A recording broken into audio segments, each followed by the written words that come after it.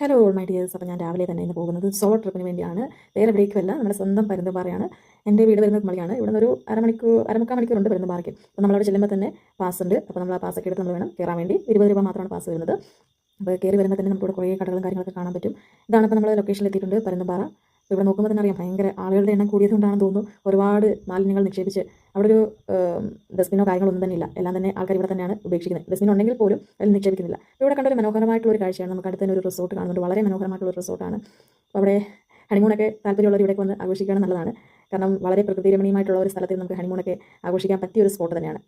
അപ്പോൾ ഇതാണ് നമ്മുടെ ഇത് വരുന്നത് പ്ലേസ്. അപ്പോൾ നമുക്ക് നോക്കുമ്പോൾ അറിയാം, നല്ല കാറ്റുണ്ട്. ഞാനാണെങ്കിൽ ഇപ്പോൾ വേനൽ സമയത്താണ് പോയത്, അതുകൊണ്ട് തന്നെ നല്ല കാറ്റുണ്ട്. ഇതാണ് യഥാർത്ഥത്തിൽ പരുന്തുംപാറ. അപ്പോൾ ആ ഒരു പരുന്തിനെ പോലെ ഇരിക്കുന്നത് കൊണ്ടാണ് ഈ പരുന്തുംപാറ എന്ന് അതിന് പേര് കിട്ടിയത്. അപ്പോൾ അവിടെ ഞാൻ നോക്കിയപ്പോൾ അതിൻ്റെ തുഞ്ചത്തായിട്ടൊക്കെ ആൾക്കാർ നിൽപ്പുണ്ട്. അപ്പോൾ ഞാനൊന്ന് ചെറുതായിട്ടൊന്ന് സൂം ചെയ്ത് കാണിക്കാൻ കണ്ടു, ആൾക്കാർ നടന്ന് പോകുന്നുണ്ടോ. അപ്പോൾ എനിക്ക് അവിടെ വരെ പോകാൻ പറ്റിയില്ല, കാരണം ഞാൻ തന്നെ ഉള്ളായിരുന്നു. അതുകൊണ്ട് ഞാൻ അങ്ങോട്ട് പോയില്ല.